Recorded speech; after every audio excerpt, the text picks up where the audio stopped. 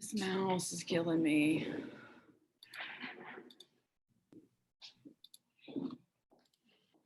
I have to either not use this mouse or get a different one. Hi. Good. How are you? It's so exciting to have smiling faces in the room with me. This is so great. Can I eat? It's nice to Yeah. have a human interaction.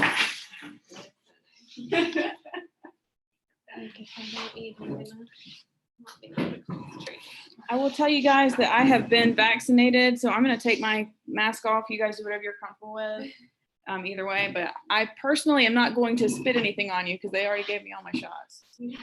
How many people we got on here? Did y'all see the sign-in sheet up here? I'm going to pass it around.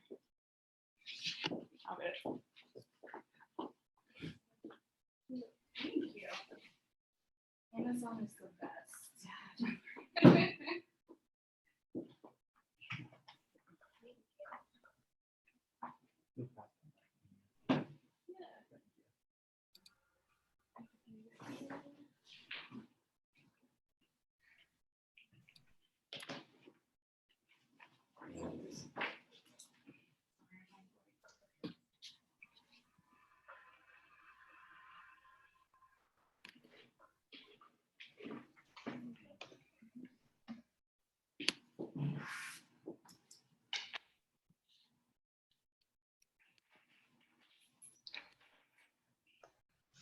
I'll see the sign.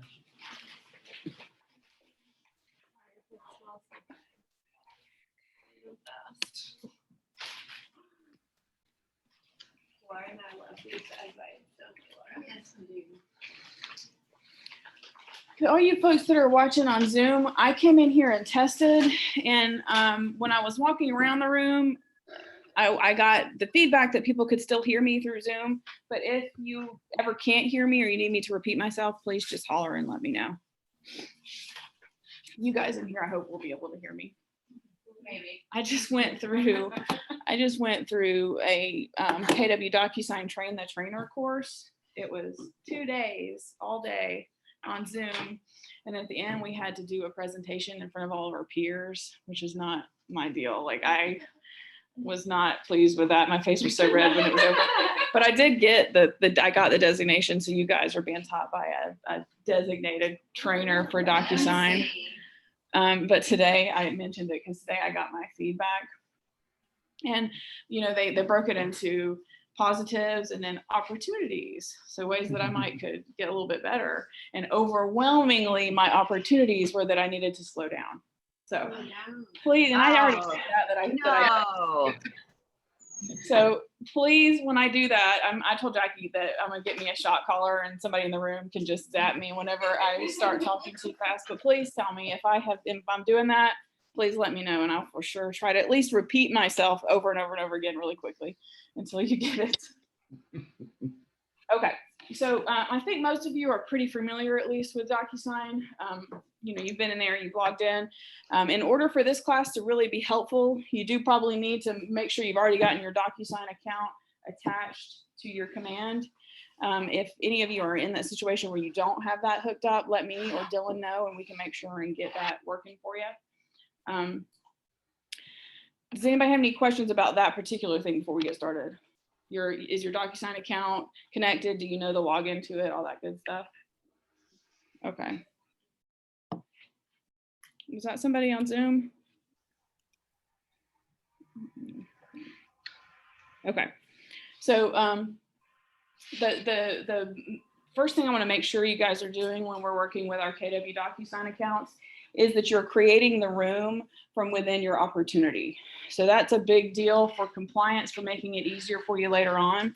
So we're just going to go over that process real quickly. I think most of you are already familiar with that, but especially if you've been in any of my command your transactions classes. But so our first step is going to always be to open up command, go into our contacts application over there on the left, and either search and find the contact that we're already working with, that we have already added to the database that we need to create our opportunity for, or add that contact. So if we need to add the contact, we have the big green, teal, blue, whatever color that button is on the top right. that we can add.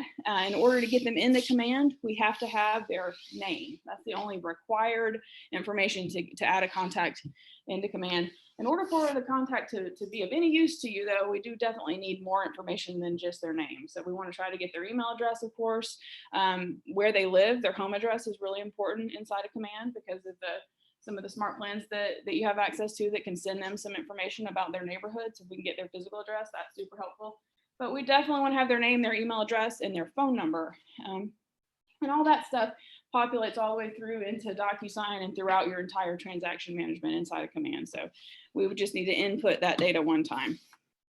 For the purposes of our examples here, I'm just going to open one of these that's already in here. Whoops, this mouse is going to kill me. I just went into the whole different section.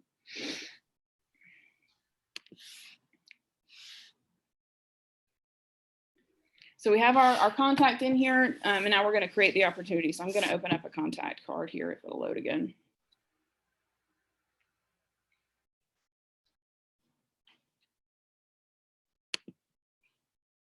Once you get into a contact card, all the information that you've entered about that contact is going to filter over there on the left side. So if you need to reference any of that, it'll be over there. And then on the right side, the first tab is going to be just a timeline of the interaction with that particular contact. So if you log any phone calls or text messages that you've had with them, if you put the contact on a smart plan, you'll be able to see all the activities that happen from that smart plan. They're working through some issues with previews of your recent emails showing up on there. If you're in your settings in command, you can add any Gmail accounts that you have. And theoretically, previews of those recent emails that you've had with that contact are going to show up there in the activities timeline. That's not working correctly right now for everybody, so don't depend on that, but it will be back again in the future. What we're talking about today, though, is making sure we create the opportunity for this transaction. So we're working with Mr. Kane here, and we need to start the opportunity for him. So the second tab over here is our opportunities tab. I've used this contact card to teach other classes in the past, so that's why there's already opportunities listed in there. But you guys will hopefully end up having multiple opportunities with lots of contacts inside your database as you continue to work with them throughout the year. So that's what that will end up looking like. You'll have multiple contacts there, multiple opportunities. Also a good idea to make sure you take note of the name that you've given the opportunity, because if you are especially working with a buyer and you're also listing their home, you're always going to have two in there. So you want to make sure you do take note of the name that you've given it. And it always defaults to the contact's name / the type of opportunity that you're creating. So that can also help if you're working with somebody as a buyer and a seller at the same time. But to create an opportunity, there's two different ways to do that, guys. I like to recommend that you do it like this. Go into the contact card, go to the opportunities tab and hit this create opportunity button. You can also go into the whole opportunities application down there and create it from there. So you can do it either way. I like to do it from this side because it goes ahead and puts the contacts information in there for you. And it's also from a training your brain kind of standpoint. A lot of times we're going to forget which opportunity phase or stage we've put that particular opportunity in, and you're always going to be able to find it if you can go to the contact card and click on the opportunity tab. So does that make sense? Okay, so we're going to come in here and hit create opportunity. How's my tempo? Am I speaking too quickly? Okay. So this is all the information we have to enter about this particular opportunity. Everything with the red asterisk is going to be required information. So it's not going to let us create this opportunity until we fill those boxes in. The first one here, Market Center. I don't think we have anybody on this particular class that is a member of multiple market centers, but you want to make sure you have the correct one selected if you are in that situation. If you're on a team, you need to make sure and select that team from the team drop-down box there. If you don't do this, your team Rainmaker is not going to be able to see your opportunity inside of their command. So this is an important button, and there's no way later on to move that over either. So we have to get it right from this point here. Opportunity type. So we need to choose if it is a listing, a buyer, a landlord, or a tenant. If you've played around in the opportunities application, you'll notice that landlord and tenant are dumped into the same lease bucket once you actually get into the opportunity section. But when you're creating them, you can choose if you're working with them as a tenant or a landlord. So we're going to leave this one as a listing opportunity. If you were on a team, like I mentioned above this one, it's going to put your Rainmaker's name in that box. If you're an individual agent, it's just going to have your name there. Okay, so if we scroll down here, we have the client that we're creating the opportunity for, and then we have our co-seller. So if there's somebody else that's on this particular contract, we can search for them. Can't add them from here though, so we need to have already had them added into our database as a contact, and then we could choose them from this drop-down box. So we talked a little bit about our opportunity names. So we have, it's going to default to using the contact name / the type. You guys can absolutely leave it like this. We don't have any requirements from our standpoint for compliance that you name these anything other than that. But if for your record keeping, or if your brain works a certain way, if you want that to be the address or something else, you guys can change that to whatever you want it to be. Tags, estimated closing date. So if you don't put anything in the estimated closing date, what ends up happening is, so from a sales pipeline standpoint, Command can tell you, oh, you've got X amount of gross commission projected in May and X amount in June. But if you don't put an estimated closing date in there, it doesn't know where to tell you that money is going to be projected. So even if you're not sure, gosh, right now, every time we have a listing, we can just put 30 days out. But, you know, just guess about what you think it's going to be. So let's say we think this one's going to close. Right there. Okay, so we want to guess our list price. And the commission rate. So this is talking about your side of the commission, not the total commission. So just your side. And then we get to pick our phase and our stage. So KW has these phases created for you, and you can't edit those. They are cultivate, appointment, active. Now, when you actually get into the opportunity section, you have an under contract and closed phase as well.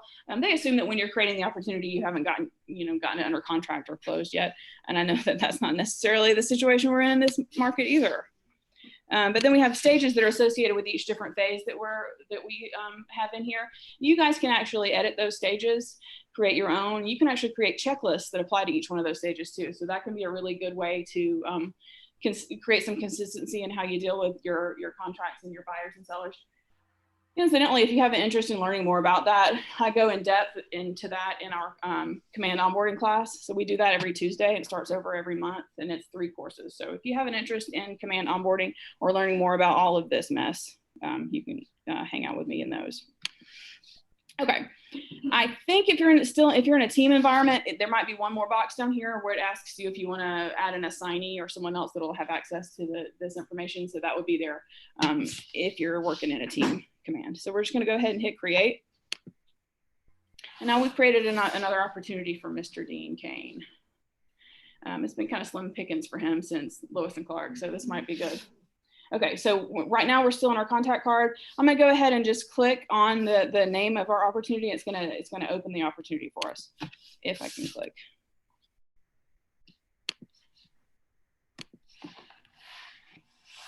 Okay.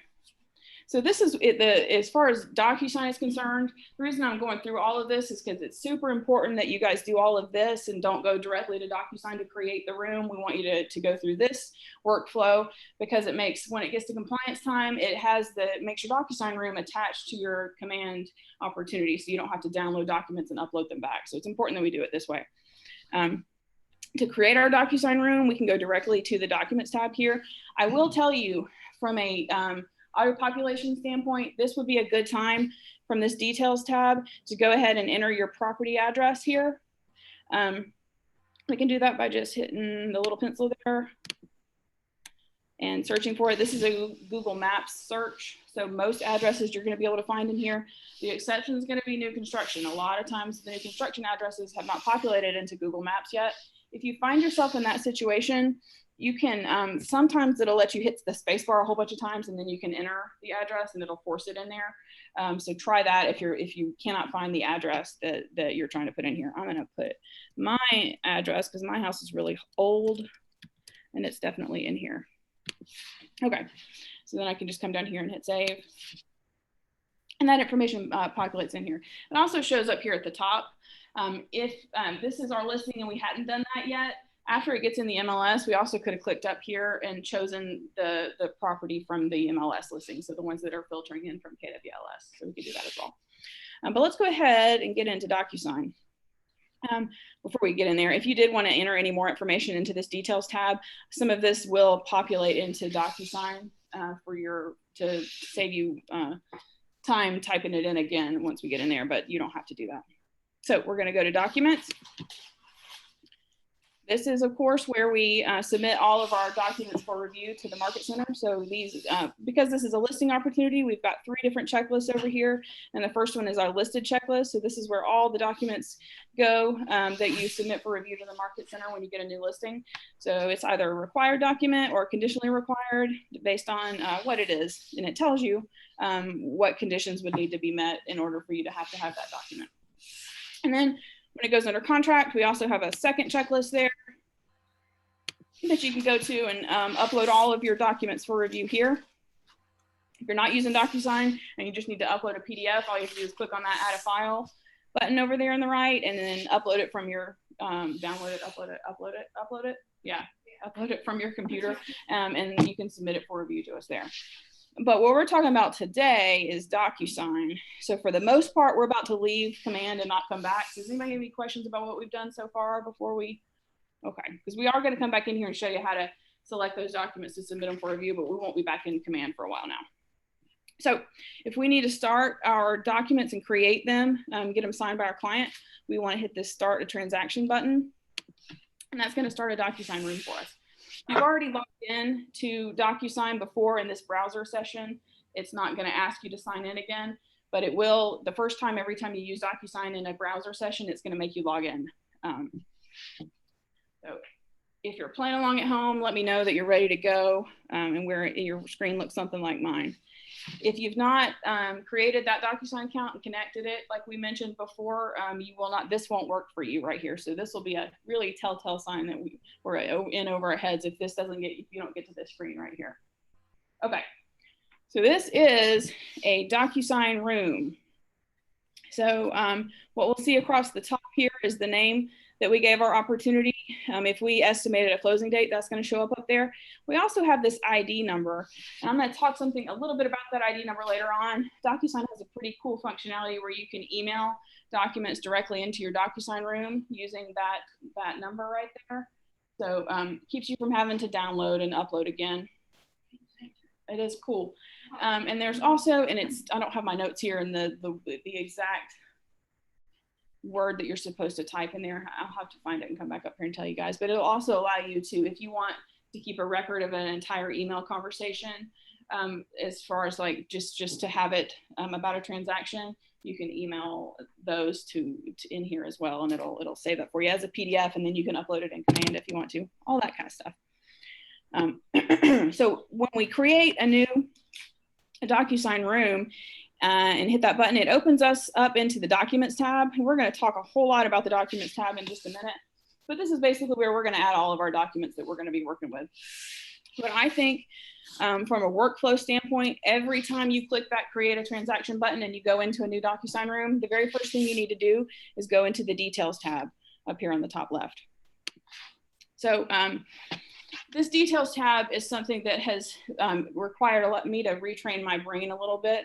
So let me kind of try to explain to you guys how this works. And I think maybe when we finish our discussion here, it's going to help you guys understand what's happening inside Docusign. So the folks at Docusign created this Details tab with a bunch of information about the transaction that you can fill in. And all of this information is going to auto-populate onto your GAR forms when you pull those into the Details tab. The auto population works both ways though. So if you don't even go into the Details tab and you just go straight to a GAR form and pull it in and start filling it out, Docusign says, oh, she said this is what the address is. She said this is what the seller is. And it'll take that information and push it back into this Details tab. So that auto population works both ways. So if nothing else sinks in that I say today, make sure you're listening to that, because a lot of times people will email me in a mad frenzy at 11 o'clock at night because they can't figure out why they're trying to type the sales price in to a purchase and sell agreement, and they type it in there and they save it and they open it back up and it's wrong again. When that happens to you, it's because it says something different in the Details tab than what you're typing into the contract.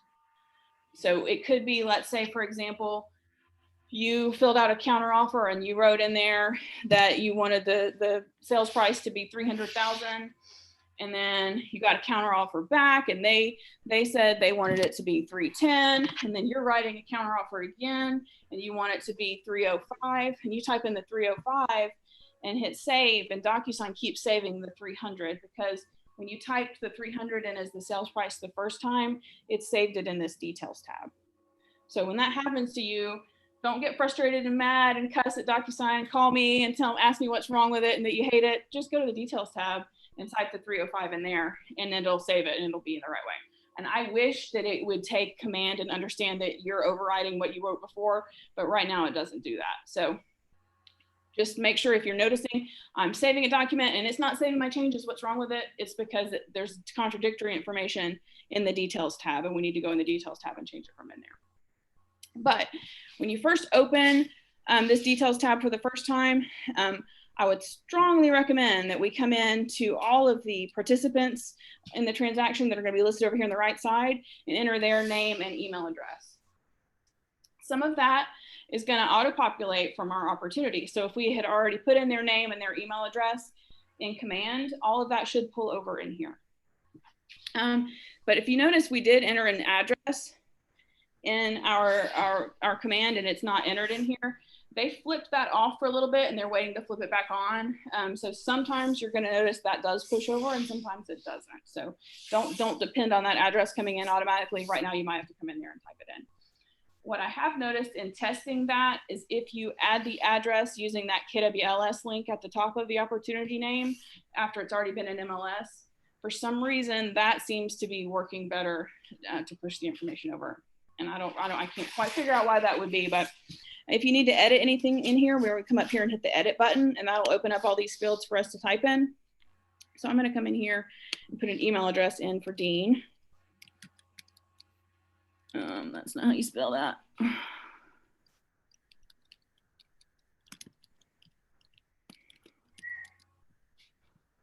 The reason you want to come in here and do this is later on when it's time for us to get these documents e-signed, it'll pull this from in here and you won't have to type it in again.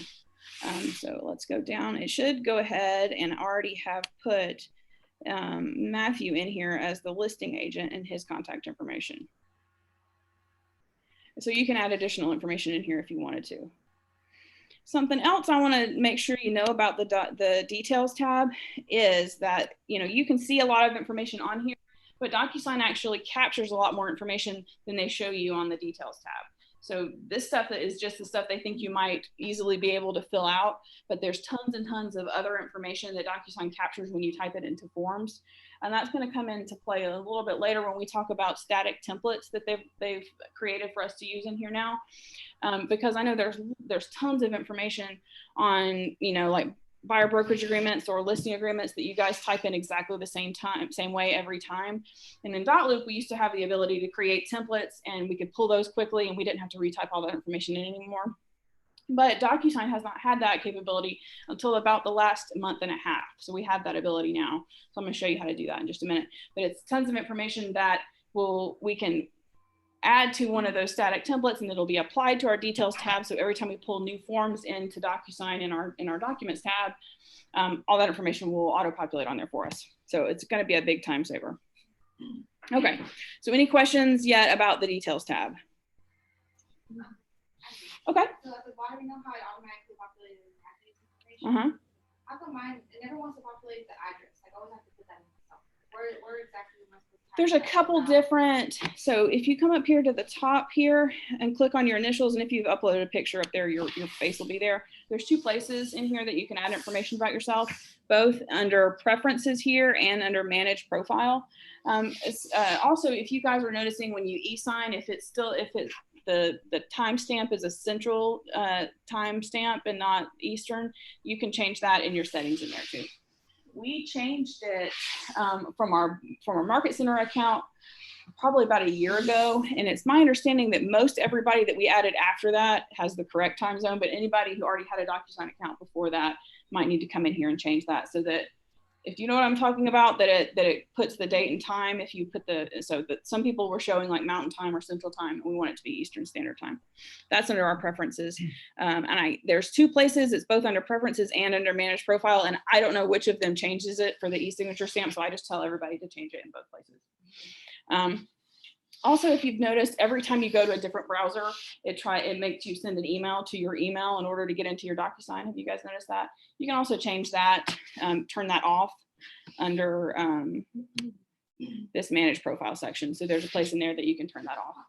And that is an irritating safety function. I understand why it's like that, but if you're like an admin who works for several different people, man, it is a pain in the tail.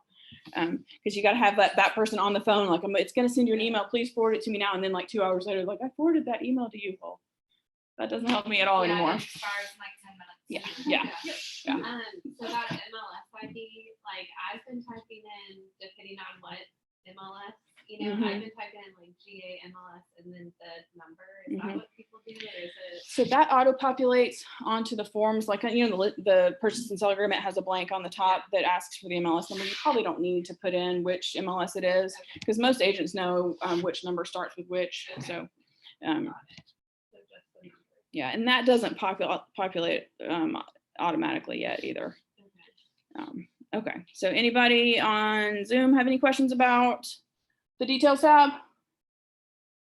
Okay. So the next tab over here is our documents tab. So this is a course where we add documents if we want to upload PDFs or use the documents that we have in our templates that are created here.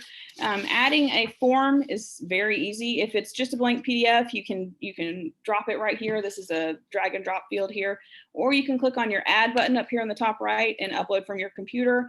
If you have an interest in using any of these cloud storage, if that's somewhere you keep documents, you can hook those up in here too. Most of the time though, you're going to be clicking on add and then choosing the DocuSign forms right there. When we go in there,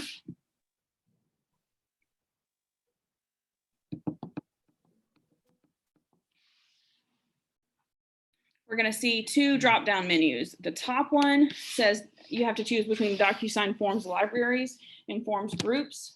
If you leave it on library there, the libraries that are available to you are everything that we have in there from FMLS, from Georgia MLS, all your GAR forms, and then that KW 252 library is all of the forms that are specific to our market center.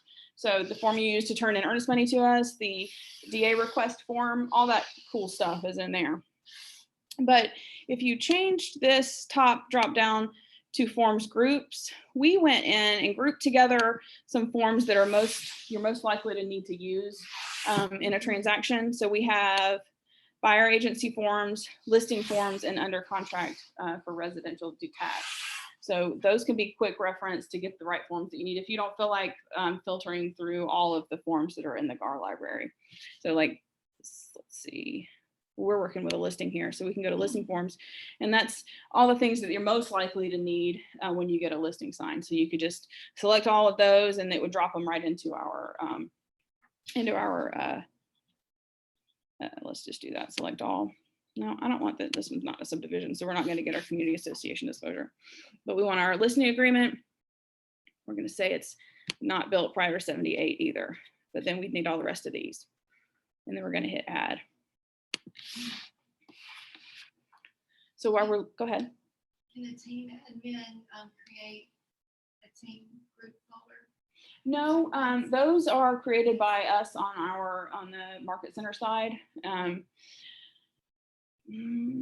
There's not, and they're still adding additional functionality for teams. And we're going to look when we get to the people section about some ways that can make team functionality in DocuSign a little bit smoother.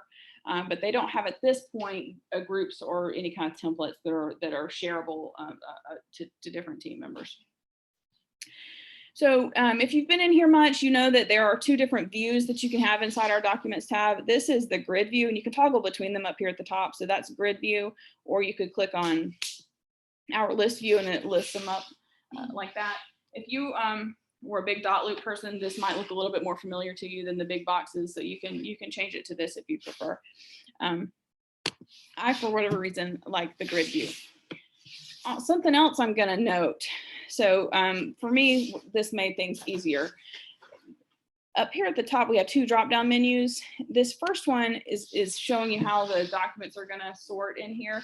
Everybody's default is to do it in alphabetical order, which I see very little value in alphabetical order, and you can't move them around.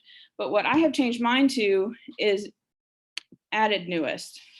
So then every time I add a new form, it's going to be the first one that's up here on the top left. So I'm not going to have to A, B, C, D, E, F, G and figure out where the form is that I've just done. So I personally think that this is a little bit better. And when you get, we make it all the way through envelopes and new documents populate in here that are signed, they also show up at the very top. So that, for my brain, makes a little bit more sense than alphabetical order. Because I don't know my alphabet anyway, so. So if you notice when you hover over a form, you've got this select button at the top. And when we select the form, you have some document actions that are going to come up, document action buttons that are come up here on the top. Copy, if we wanted to copy this form and move it into another room. Benefit of that might be, let's say you're listing multiple properties for the same seller, and you don't want to have that seller have to sign the, protect yourself when selling or the affiliate disclosure multiple times. You could just copy it and drop it into another room, and then that would save you a little bit of work that way. This is moving it, so this will take it completely out of this room and put it into another room if you wanted to do that. So if you've accidentally created a form in the wrong one and need to move it somewhere else or something like that, you could do that. This email button is how, if you just want to email this version of the form, you're not sharing it for e-signature, you just want to share this form from in here directly out to someone, you can email it from in here. This button is our create envelope button. This is what we're going to do to start our e-signature process in just a minute. Take note, guys, that it's envelopes that you create in Docusign to e-sign, but it is not the envelope button up here that does that. It's this pin. So the pin creates the envelope, not the envelope. So that's another reason that people call me confused. They don't understand why they can't e-sign, because they clicked on the envelope, they clicked on the envelope, they clicked on the envelope. Yes, the envelope emails. It does not create an envelope. Okay. If you have flat PDFs or forms that you've actually already typed into, you're also going to have the option up here to download them. It doesn't let you download documents until you've actually made any kind of changes to them and saved those. That's a copyright protection from GAR. So they don't basically want you to be able to just print blank forms and hand them to someone else. You're supposed to use the ones that are, your name has to be on there. So that's a copyright protection is the reason that they do that. So you have to open up the document, make a change before it'll let you download it. Same thing is if you do that, like with our, notice a lot of people are having issues with trying to fill out the DA request form in here. It's not downloading. You have to type something in there before to let you do that, but email as well. So it's them trying to protect the copyright on forms that they've been given license to use. Okay, there's something else I want to point out that a lot of agents aren't using in here that I think might be helpful just to keep things in order. So Docusign always creates this room docs folder in here. And if you don't do anything else, all the forms that you work with and create go into this room docs one. But you have the ability to create multiple folders in here. So if we go under actions, we can say add a folder, and I could, if I can click on it, say this is my listing. Is that how you spell that? No. I took my glasses off, didn't I? Great. So now I've got two folders in here, and I can put my completed listing documents into that folder, and that makes it a little bit easier to manage when it gets to adding the documents to our checklist and command for compliance. And so you can keep things segmented. You could choose which folder that you're looking at when you do that, and it's easy to move them around. You can just click on them and drag them up there and drop them into the other folder. But every time you pull in a new folder from your templates, it's going to drop it into this room docs, and then you're going to have to move it somewhere else if you wanted it to be somewhere else. Does that make sense? Okay. So we talked a little bit about those static templates, and I'm going to point those out now because I think that it's something I really want you guys to see. So I'm going to leave our room here for a second. And if you notice up at the top, we have dashboard rooms. So we're inside of a room, an inbox, and then we also have my docs. So go ahead and click on my docs up here at the top. And you'll have three options in here. And I want you to go to form templates. So this is where we can create those static templates that will keep us from having to type the same information in multiple times. So the way that the static templates work is we can pull in maybe like a buyer brokerage agreement and pre-fill out that buyer brokerage agreement to the extent that there's nothing specific to a property or a person. So there's so much information both on like the listing agreement and on the buyer brokerage agreement that will end up being on all of the forms that you fill out for that entire transaction. So when you're creating these static templates, try to think about the documents in a transaction that will include as much of that data as possible, because what it does is it saves it to be applied to that particular form. But because how Docusign is designed with that whole details tab is if you choose a form that has a lot of data that's going to be used throughout the transaction, you're not going to have to create as many static templates. So I don't want you guys to have to come in here and create, you know, the template for the buyer brokerage agreement, the purchase and sell agreement, the listing agreement every time, like a financing exhibit. I don't want you to do all of those. I want you to pick the form that has all of the data that would be shared throughout those forms. So for the most part, you're going to probably want to do a buyer brokerage agreement, a listing agreement, and then 2 different forms of the purchase and sell agreement. One where you're working with the buyer and one where you're working with the seller, because your information is going to be on the opposite side of the form in those situations. Does that make sense? Okay. Alex. So, okay, I just want to make sure I'm understanding. You're saying that if we take this particular form, fill out everything, the basics, what we're going to use every time, that when we draw on a whole new listing or whatever, and we draw this out, it will populate into everything else that's on that particular contract? Exactly, because Docusign, once you apply that template to a form in Docusign, it's the same as if you opened up that form and typed all of that in. It saves all that information and puts it in that details tab that we talked about before. Oh, okay, great. So even the information that isn't listed in the details tab, it still saves that information. And it'll it'll filter it and push it into all the different forms that you put into that room for the rest of the transaction. Oh, fantastic. Thank you. So I went ahead, this is one that I started before, but I'm gonna go. I'm sorry. I'm sorry. This is Sue. I'm gonna interrupt real quick. Okay. Okay. So the question she was just asking, if you do the templates, now say you're starting a whole new transaction, and you go to forms and you're picking your forms, will those be auto-populated? I'm going to show you how to do that, but basically you'll pull the forms in and then you can right click on the document and say apply template and choose which template you're applying. Oh, okay. You're going to have the option to do that if it's a form that you've created a template for. So it's actually super easy. And I'll show you when we get the form completed what that looks like. I'm going to do one for a listing agreement because we are working in a listing template, so you guys can, or a listing room, so you can see what that looks like.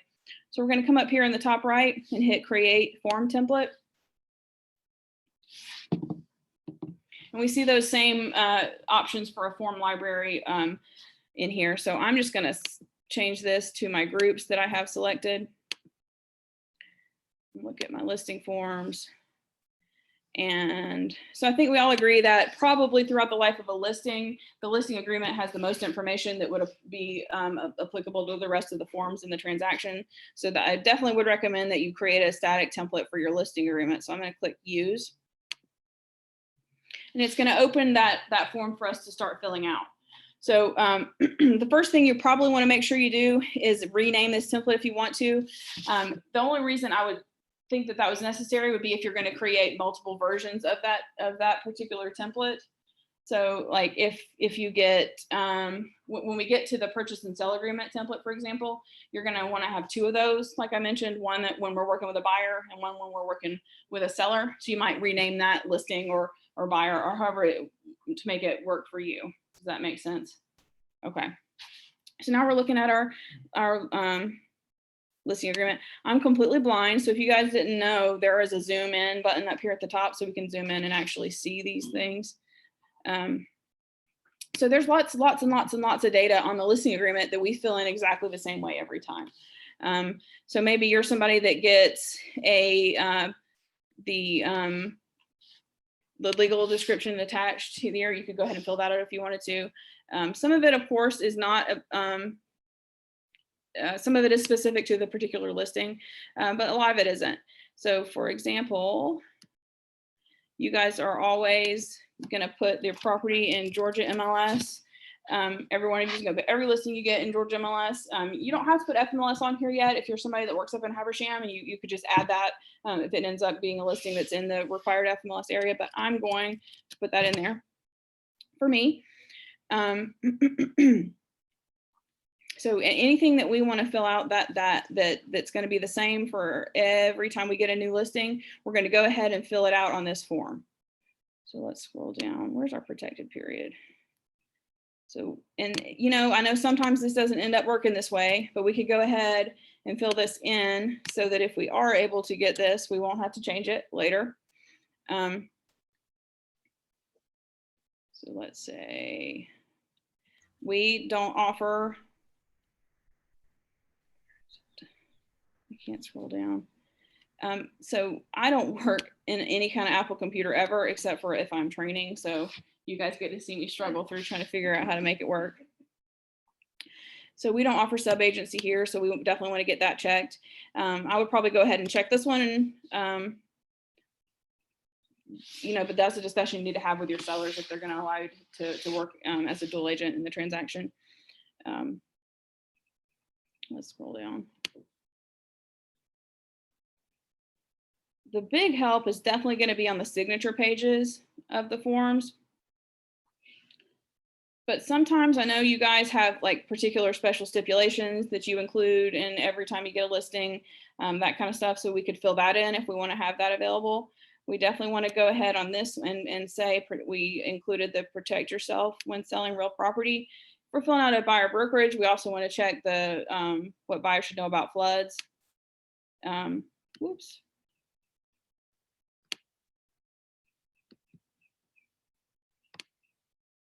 And then we get down to our signature page. So we can come in here and fill all of this out.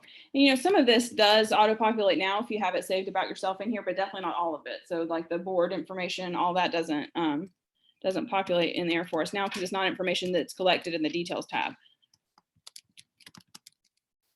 So we can take a few minutes and fill all of this out, hopefully spell everything correctly. I had some templates I did in Dotloop one time, and I spelled linear partners wrong. And so then every time I pulled that template in, I had to go in and correct the spelling. So try not to do that. You can come back and edit these too if you need to. So our MLS office code, our brokerage firm license number. Whoops.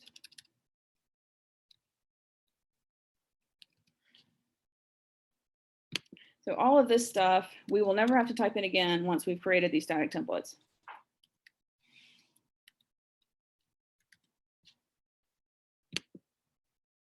Everybody get 100 if they know our office fax number. Am I the only one in the room that knows the fax number? 678. No, that was close. This is 678 922 7571. That said, no, don't send us any faxes.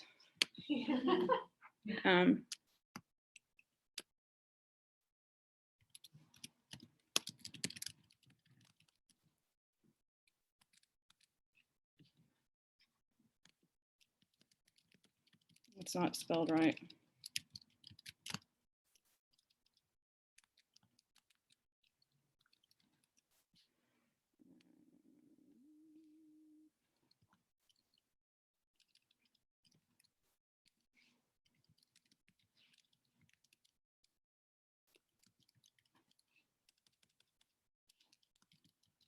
So if there is any information that has been saved about you through your settings or in your account information, if you type something in this that is a conflict with that, this will override it. So this will override anything that's created in there for you.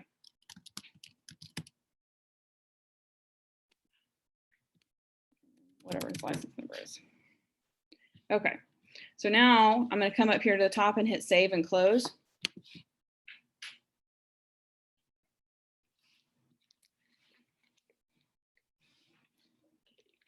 So you guys see that you can come in here and create all the static templates you might need in just a few minutes.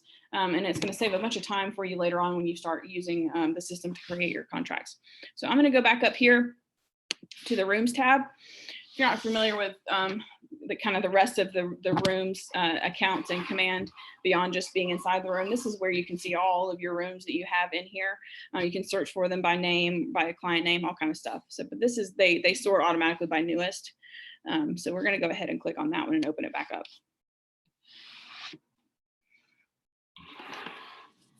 And then I'm going to go to my documents tab. So now that we have created a static template for listing agreements, I can come here. Do I know how to right click on an apple? I don't. Y'all, how do you right click? Sometimes you can do two fingers, just touch it in the middle. Ah, thank you. Okay, Did it so work? it did. Thank you. Awesome. You're welcome. So we've right clicked on the form that we want to apply the template to. And because we created a static template for the listing agreement, you'll see apply from template right there. So when I click on that, if I had multiple versions of the listing agreement, they'd all be listed there. So if we were doing this for a purchase and sell agreement, for example, we'd have our buyer template that we created and our listing template that we created. But I'm going to hit that one and then I'm going to say apply. And now when we open this document, all that stuff that we put in our template is going to be applied to this particular version of the form. So now when we get a new listing, there's no more having to come in here and fill all of that out again every time. We can just see that. See, it shows where I clicked that. If we go to our signature page, all that information that we put in there is going to be down there. Love this. Yeah, so it's cool for just this form, but now that we have done it on that one, all the rest of those forms in there are going to have that information in there too. So it'll all the signature fields will be filled out. All the signature pages will be filled out for you. All that data will be in there. So this to me was a big drawback to Docusign when we started using it, is that people were spending a lot of time typing in this information, and we're not used to doing that because you didn't have to do it in .loop. So now they've created a way for us to have that same level of ease of use that we had in .loop. So all of that information will also be in these forms if they had spots on there that we needed to do. Does anybody have any questions about that? Fire away. Can you make those templates, they're available in all your rooms or just there? Yep, all of them. And then when y'all created the templates, like for example, the one I struggled with is the seller's disclosure, with all those little check boxes. I'm going to show y'all a way. We're going to get to that next. I've done it myself like 5 times. No, and you don't need to. That's a training opportunity. So there's a way better way to do that. Okay, I'm very interested. Yes. So we'll go ahead and do that now to answer your question. Okay, So we're going to go through now. Yeah. Quick question, I'm sorry. Yeah. So when you do a specific template, purchase and sale, whatever, and you have this in your room along with 5 other documents, if you do the static template for that purchase and sale, all of the standard information will carry over to the other ones. You don't have to go in and create a static template for each one of those. Nope, you just have to be strategic about the ones that you create. So you want to create the templates from a having to do work standpoint that has the very most amount of information in the transaction, and apply that one, because that information then gets, when you apply it to a room, to a document in a room, it gets, all that data gets saved in the details tab and then applied to every form that it can find that data that needs a space to land. So like we put Awesome. like the Hall County Board of Realtors was our board. Every time I pull in a new form now, it's going to populate that data into that spot when it asks me that. Awesome. Big time saver. Big time saver. Okay. So what I want to look at next is we're actually going to get these documents signed. So I'm going to hit select all up here on the top right. So that's going to hit check all those boxes at the top. So we have all of those selected. If we didn't want all of them, we could remove one or whatever. But you notice now we do have that download option. Didn't have that before because we've entered data into the form now. So we can download it if we needed to. But what we want to do is create an envelope for e-signature. So I'm going to come right up here and click on our little pen and not on the envelope. We're going to click on the pen, and then it's going to take us into an envelope.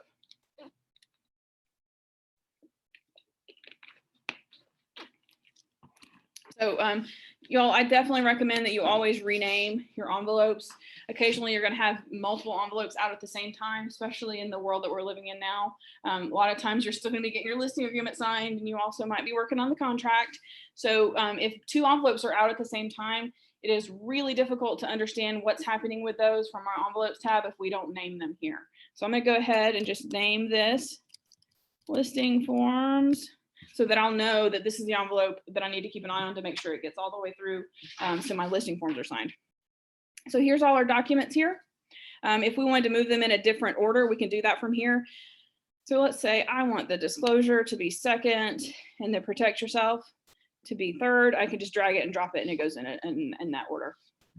If I got to this stage and realized, oh man, I needed to get another document from my room, or I need to upload a PDF to get signed as well, I can just click on more and upload directly from here. So we don't have to have added it to the room if we need to get it signed. Or if we were using one of these, we could do that too. But if we scroll down, this is the thing that we are going to do. Then the second thing that if y'all don't get out of anything else we've talked about, this is important. When we are filling out GAR forms, and we click add recipient here to put our signers in, always select pre-tagged roles. So there's 3 different ways you can add people, just typing in their name, their email address. The room participants, so those are all the folks that we entered the information in our details tab, or pre-tagged roles. The reason we want to choose pre-tagged roles is Docusign already did a bunch of work for you guys. So they have already created, by looking at the forms, they've gone into those forms and dropped signature fields everywhere they're supposed to go. And on disclosures, they've dropped text boxes and radio buttons and drop down boxes for all of the different spots on those forms. And they've assigned them to particular roles in the transaction. So like they've looked at the listing agreement and said, okay, there's a spot for the seller to sign, seller 1, there's a spot for seller 2, there's a spot for the listing agent. And they have created those roles for you. And all we need to do is tell Docusign which of the people that are included in our transaction need to be assigned to those roles. So we're going to select from pre-tagged roles. When you hit that, these are all the roles that Docusign acknowledges exist on these forms that we've pulled in. So we definitely have a seller that we need to get to sign, and we have a listing agent. And this drop down box over here on the right is going to be all of the contact information for all of the folks that either are automatically assigned to every room that we create, so the admins for the market center, or those people that you entered in your details tab. So our seller 1 is Dean Kane, and our listing agent is going to be Matthew. So then I'm going to hit add selected. And those 2 folks are going to pop in here. It doesn't look like it saved his email address. So I might not have hit save when I backed out of there. That's a good lesson. So when you're filling out the information in the details tab, it lets you leave that details tab. It does not prompt you to save. So make sure you hit the save button at the bottom right hand corner of the details tab when you're filling out that information, because that's what I just did that made that email address not save. So these are the 2 people that are going to sign here. Something else that I don't know that everybody knows about, these little numbers to the left, those are the order of the signers. So if you don't want both of these people to get an email at the same time to sign the document, if you want it to happen sequentially, you can change the order that they're going to receive access to the document. So we want seller 1 to sign first, and we don't want Matthew to sign until after that. All we have to do is change that to 2. Does that make sense? Okay. And when you're doing that, it actually, if you have multiple, so if there's 4 or 5 people on here, if you go there and change it to 2, it'll like zoom that person down to the bottom and you'll get confused. So make sure you still keep note of the name before you make any more changes, because it changes the order that they appear on the screen there. On the right, you're also going to have some options. Is this person going to need to sign it? Do they need to view it? Or do you want them to receive a copy? Most of the time, I'm going to suggest you guys not include people in the room signers if they don't actually need to sign. So it can cause some confusion if you just are needing them to view it. So I would recommend, even if it means that you create separate envelopes, that you, like if you need 2 or 3 people to sign and then you want somebody else to view that signed version, I would let it make it all the way through that envelope and get a PDF and email that to that person. Because this needs a CC or needs to view, they still have to interact with the document in order for it to be prompted to go to the next signer. And that always causes a problem. So if they do need to just see it, I wouldn't recommend that you use this. It's just confusing. And then if you wanted to send a particular message just to that signer, or if you wanted them to have to put in a password in order to have access to the document, you could do that. It's hard enough sometimes for our buyers and sellers to manage the whole process of e-signature. This would definitely complicate it. So unless there's some real reason for you to do that, I would definitely shy away from making them put in a password. Okay, any questions about that? Alison, you just mentioned do not get it confused as far as having somebody view it through this particular place. Would you say if I need to have someone to look at it, I think you mentioned earlier, which I kind of made a note of, do it from the room. When you create a document, you can just email it for review, correct? Exactly. Okay, thank you. Yeah, that was something new. Thank you so much. Yeah. So when you email directly from Docusign in that Rooms tab, the little envelope button that we're not supposed to use to create the envelope, it sends them an email and they can click on a link and download the document.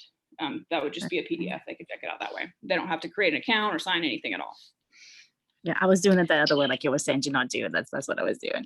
But thanks so much for the email. It just, that makes it a lot more complicated because the documents y'all have to get all the way through the envelope before you get a copy of them in your documents tab.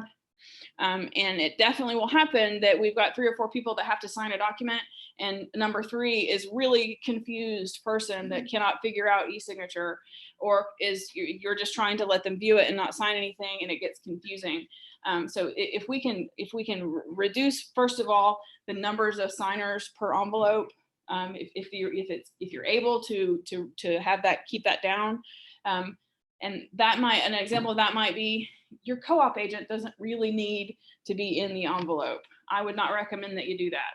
So a lot of people are saying, like, I want to get my whole, make my buyer sign it all the way through, and then I have the listing agent who should get a copy of the offer that I'm making at the end.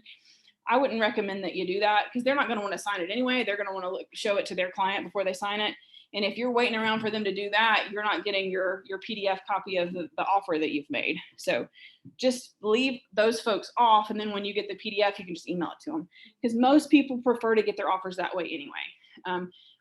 Everybody has a particular e-signature system that they use, and we definitely don't want to push our system down anybody else's throat. We had the same issue with Dotloop. There are agents all over the country that either love Dotloop or hate it, but no matter what however you feel about any of these things, everybody is usually pretty specific about the one that they prefer, and they don't want to have to deal with your system. So I would definitely recommend that when we are sending our offers to other agents, that we send them to their email as a PDF. That's best practice. And I've noticed some agents, especially now that everybody's getting, multiple offers on everything, are putting it in the MLS. Please do not share your offer with me through whatever. Send it to me as a PDF. So does that make sense what I'm saying about trying your best to reduce the number of signers? Later on, we'll look too, as if we do run into that situation where we've got 3 or 4 signers and it's getting hung up on number 3 and he's definitely confused and he's saying he signed it and he didn't. You can go back in and edit your envelope and just remove him, and then it'll come to you as a PDF again, and then you can print it out and go drive it to his house or whatever you poor guys have to do when people can't figure out how to e-sign. But we'll show you how to do that too. Okay, so our last option down in here is where we can fill in the email that's going to go to all the signers. Keep in mind, this does go to all the signers. So if this is just a message you're wanting for signer number 2, you can include that in this private message up here, but don't do it in here because this same email is going to go to everybody. Okay, any questions before we go to the next part? Am I talking too fast? So husband and wife can be still 2 signatures and still can be on number 1, number 2, right? Yep. And incidentally, we didn't mention it, Docusign lets 2 people sign with the same email address. So that's different than the systems that we've worked with in the past. Command does not let you put 2 people into Command with the same email address. But once you get to Docusign, we can have signer 1 and signer 2 be 2 different names and have the same email address. So I know we have a lot of like husband and wives who share an email address. So that this system does allow for that. Dotloop did not. So this is a difference in their system. Okay. So I'm gonna come up here and hit next. If we weren't ready to actually send this out yet, we could hit save and close and go, and this envelope would be saved in our envelopes tab, and we could come back to it later on if we needed to. We're gonna go ahead and hit next.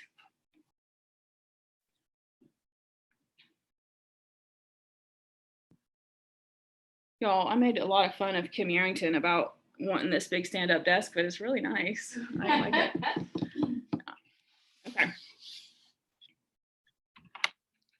Let's see. If you've not looked inside the actual documents here in an envelope before, this is what it's going to look like. We're going to see our document there in the middle. Over here on the right, there's a thumbnail menu of all the documents that we've shared. So it opens up to that being expanded for the first document that you're sharing, but you can click on that and see all of them over there. The reason that actually is cool is it puts little flags next to where there are signatures assigned. If I can use this computer.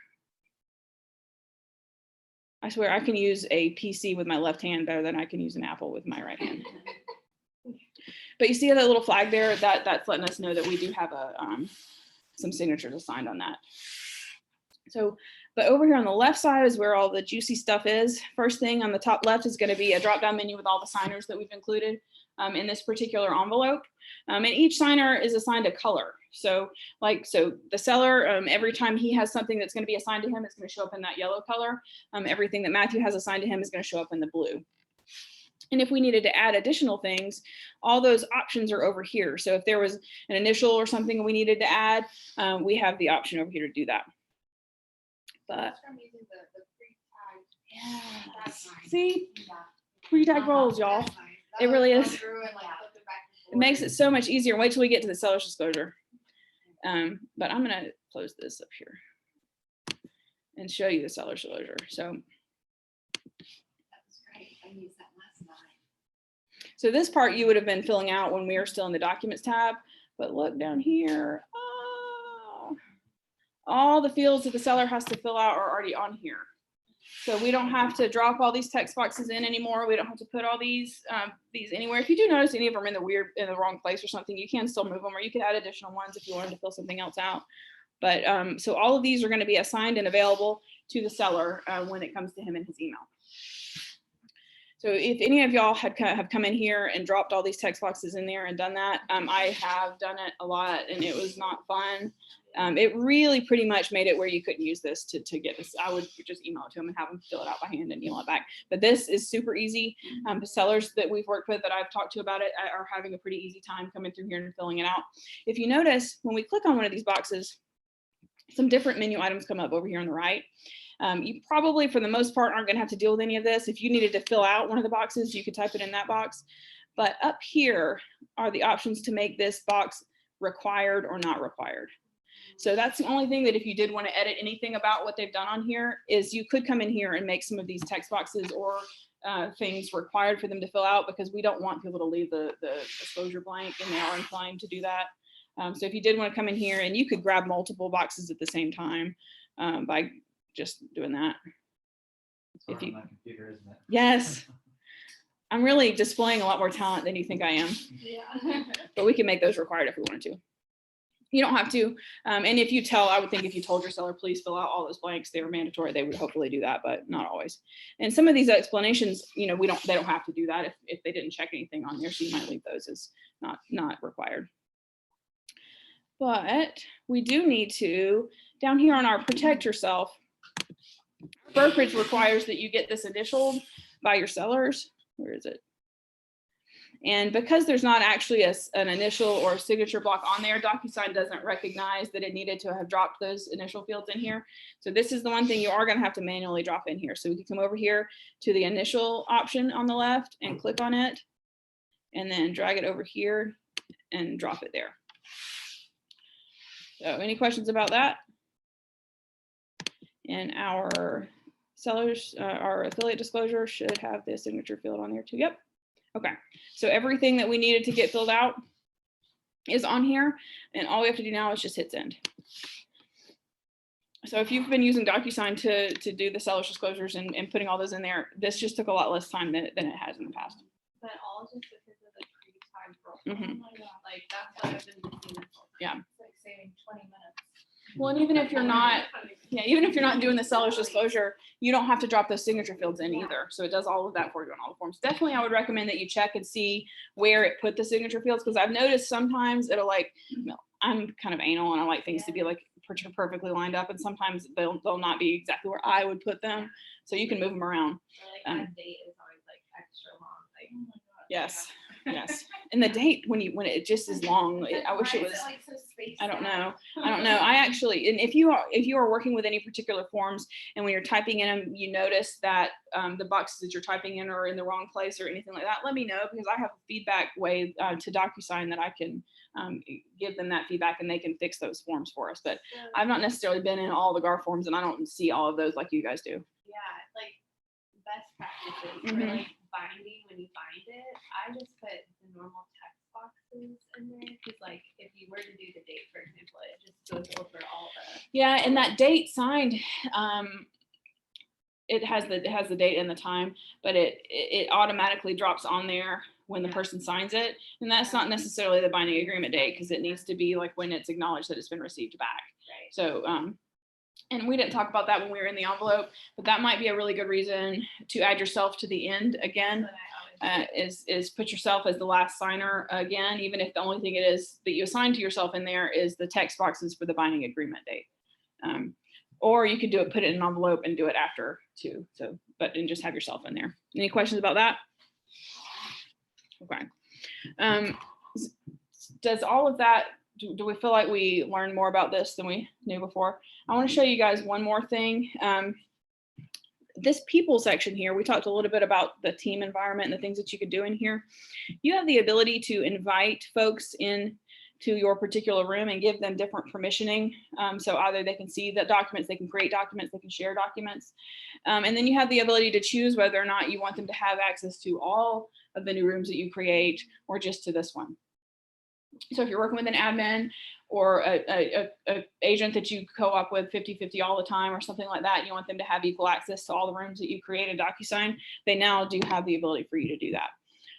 What I will say is this people section, there's no need in you coming in here and inviting buyers or sellers or signers that are just specific to an individual transaction. Best case, best practice for that is to just put them in the details tab. That gets their name and their email address available to you to use in your envelopes. If you invite them from here, it invites additional confusion that's not really necessary because they do have to accept that invitation. And then they don't get access to any documents at that point. It's just they've had to do something that doesn't reward them in any way, and it adds confusion. So I definitely would not do that. But if you did want to add an admin or somebody that you're working with that you want to be able to do stuff in the envelope, you do it from here. Those people have to have a Keller Williams DocuSign account. So that means they need to be an agent with Keller Williams or an admin where we've put you in one more in order for you to be able to do this. So if you're working on a team and you have an admin that you want us to get in one more, let us know and we can do that. And it could be it doesn't even have to just be our brokerage. I think it could be any Keller Williams. Don't quote me on that because if it's true, I'm gonna say I didn't say it. Okay, but that's where you do that. And after you've added them, if you wanted them to have access to every room that you create, you'll have the ability to right click on here. And it doesn't show it because that's him. But if it was a new person, you could right click and you'd have the option to select whether or not you want them to always have access or just for this specific transaction. Does that make sense? And we can remove them if we need to. Same way. Once you've added them, if they leave your team or they go do something else, you'll be able to go back to them in any room that they're in and right click on them and change that permissioning, and it won't add them to any future ones. Okay. So I promised you guys about how to email the documents in here, and I want to make sure I follow through on that. So each room has an ID up here. So we can we right click? I don't know if we can right click or not. I did it once. I probably can't ever do it again. We could copy that room identifier. And if you go into inbox up here, each one of you has a DocuSign email address that was assigned to you. You can actually edit that a little bit in the settings. It has a bunch of numbers after it. And if you want to get rid of those, you can go into your settings and change your DocuSign email. But all the emails that go to this particular email address are going to filter into this inbox here. And if you include that ID number that we just copied in the subject of the email, it will put it directly into that room in the document section. If you don't include that in the subject, it's just going to drop it in that document here in the inbox, and you could move it to a room from there. So theoretically, if someone, say a co-op site sent you a back assigned document, instead of downloading and uploading it and plugging up your computer, you could just forward it to that email. Exactly. And drop it. Yep. That's awesome. And if we go back to that room, and I have all of your names on here, and it has left me. There's a word that you can put in the subject as well if you're wanting it to save the email as a PDF, like I was talking about for transaction purposes. I just cannot remember at all what that was. And it's not even close to coming back to me, but I'll remember and I'll send you guys an email what it is. But you include that in the subject line along with the room ID if you want it to go into a particular room, and it'll email it directly in there. Any questions about that? Did I speak too quickly at any point? I'm going to make you guys all fill out a survey and I'm going to send it back to those people. Like, see? If you have my I have a question. Okay. You were saying that once you put certain information on, one form, Mhm. it'll transfer to others. Mm-hmm. I've noticed when I was, usually wait until after all the buzz is over and I know a deal's going through and fill out the, instructions to close the attorney. Mm-hmm. And I noticed that it's pulling my special steps from purchase and sale. Yep. It's really irritating, isn't it? Yeah. 'Cause Yeah. I was like, what did I do? I It's figure out how to get rid of it. because DocuSign thinks they're helping us by that. So I mentioned that auto population works both ways. So you filled out a special stipulation on a form and DocuSign thinks, oh, this is what goes in special stipulations on this transaction, and it saves that. And then every time you open it, you pull a new form in, it drops that information in there. So quickest way to make that stop is go back to the original form that you put that special stipulation in and delete it. Because those working forms are still going to exist in your room there, not the signed versions that'll just be a PDF in there, but that one that you originally typed in. If you go back to that form and delete that one out, because there's not a special stipulation box in our details tab. You know, we talked about the details tab has a bunch of information in there, but DocuSign actually saves a lot more than just that it shows on the details tab. So the things that are on the details tab, you can go to the details tab and remove, but special stipulations is not one of those things, but it does save that information. So the only way to get it to stop doing that is delete it from the original document you put it in on. Yeah. So I don't think there's an option for special stipulations in here. No. Delete it and send it to be signed and don't open it back up until you get that PDF. Oh, and because you mentioned that, when we create an envelope with the documents that are in here, it's a snapshot of where this document was when we created the envelope. So let's say you make it into the envelope and you open it up for any signatures and you realize that you'd put the wrong offer price or something on the form. Going back into our documents tab and making a change on that form is not going to be reflected in the form that we already pulled into the envelope, because it took a snapshot of that form when we created the envelope. So what we have to do is remove that document from the envelope, make the change, and then add it back to the envelope. I've done that twice this week and it hasn't given me any. It didn't do that? Okay. No, Good. it always. Maybe they fixed it then. It always will, like, because usually we'll have some kind of something go awry. Yeah. And I can just go back out, open the form up, change it, save it, and go back. And it's Good. That's an update then. Yep. That's not how it was before. Does anybody on Zoom have any questions for me?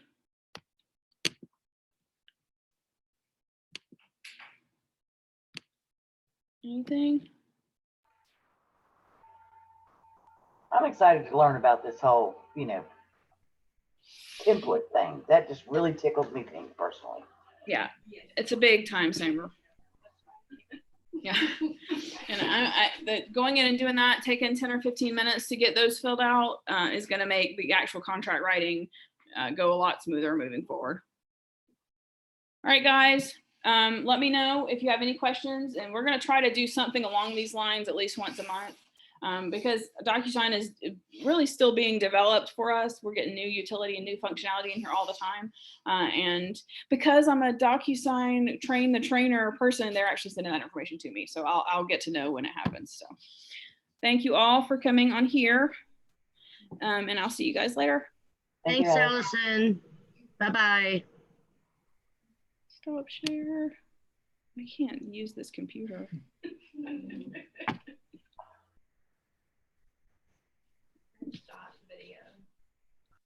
It won't, my mouse won't go over there. I don't know. I should close it and run away.